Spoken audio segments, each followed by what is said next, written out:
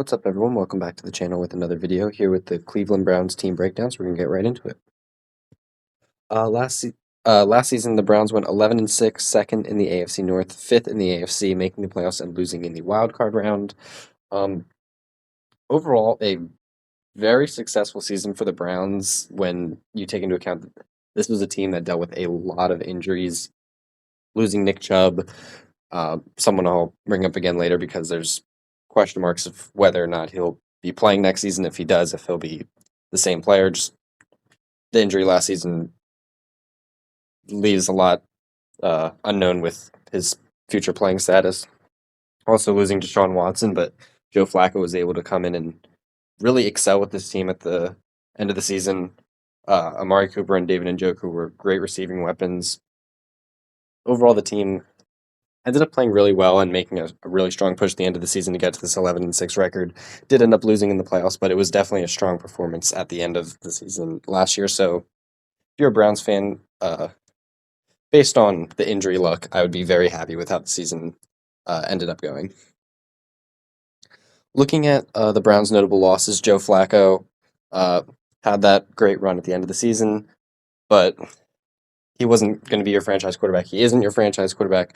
You paid Deshaun Watson, so at the end of the day, it's the loss of a backup quarterback. And then Anthony Walker at linebacker, two depth receivers in Jakeem Grant and Marquise Goodwin, and then Kareem Hunt, who was backup running back, but then took over, obviously, when Nick Chubb got injured.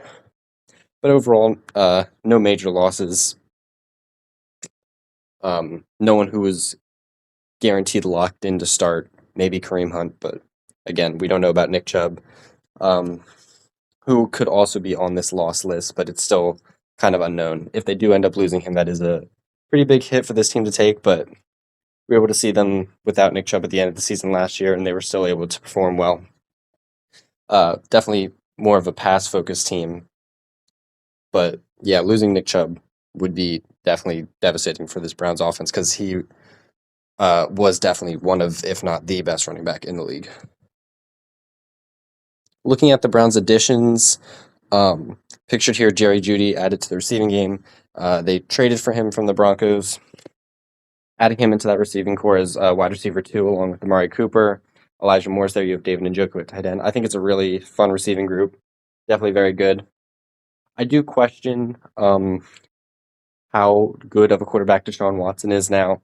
Ever since he came back from his suspension and injuries, just hasn't looked like the same player that he was with the Texans. Like with the Browns, we never have really seen him be a top quarterback in the NFL. But if he is able to get back to that level, he has all the weapons he needs to throw to.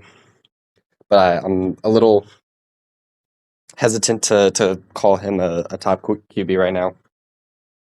Looking at other additions, Jameis Winston at backup QB, so as well as Tyler Huntley.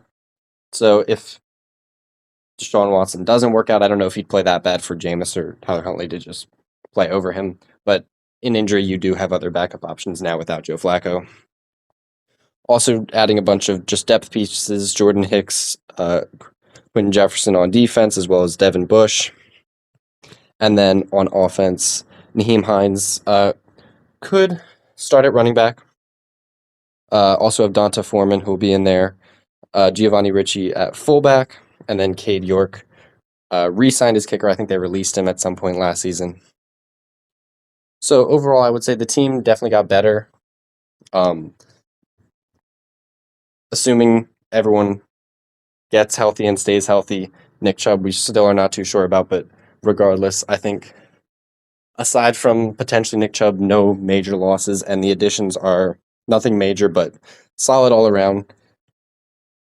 Looking at the draft class, Browns did not have a first-round pick, however, had a solid enough draft. Defensive tackle Michael Hall in the second round, and then addressing the O-line with Zach Zinter, then receiving depth, and then more defensive depth down the board.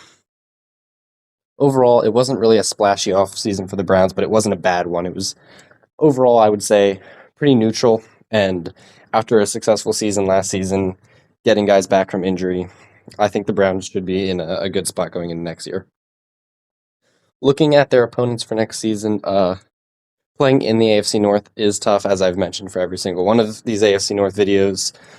it's just four talented teams, so that's 6 games right on the schedule that are already going to be tough. You're also playing, obviously, the AFC West and NFC East. So that's the Chiefs, Chargers, Raiders, Broncos, Eagles, Cowboys, Giants, and Commanders. Some tough games in there, and some that are more winnable. And then you're also playing the Dolphins, Jaguars, and Saints, all of which could be close. The Saints is probably the easiest of the bunch. Dolphins could pose more of a challenge than the Jaguars, somewhere in the middle ground. Looking at a ceiling for the Browns, I have it 12-5. This would be one win above where they were last season. In a scenario where Deshaun Watson maybe plays closer to what he was when he was back with the Texans, when he was playing like a top 5 quarterback in the NFL, or even better than that. I don't know if he gets to that level again, but if he plays even close to that with this team, great offense, great defense, I think they could definitely hit this. In this scenario of them splitting all their division games and then only losing to the Chiefs at home and only the Eagles away,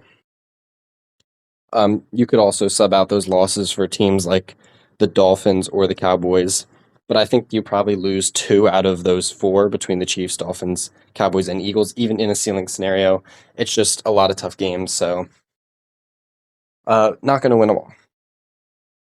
On the other side of things, looking at a floor, if Deshaun Watson really doesn't work out, which as of right now, it doesn't look like it is or has been, and that's kind of where my stance is on it, is I'm saying it's more likely he does not work out as a franchise quarterback.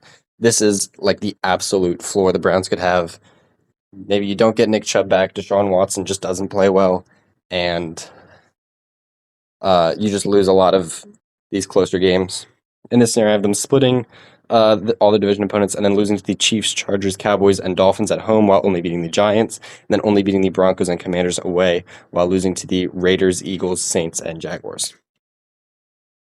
Now, my prediction for the Browns is 9-8, which is in a middle ground. As I mentioned, I do think Deshaun Watson is probably more likely than not going to be the guy that they expected or wanted when they made the massive deal to go get him. But I don't think he's going to be so bad that the Browns are a 6-win team.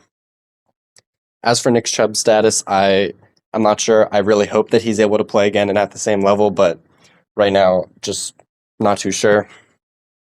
But I think either way, the Browns overall are just a really talented team, and we saw that at the end of last season, as I mentioned before, with a team that was really beaten up, still able to play really well because the defense is so good, the offensive line is so good, you have a bunch of great receiving weapons.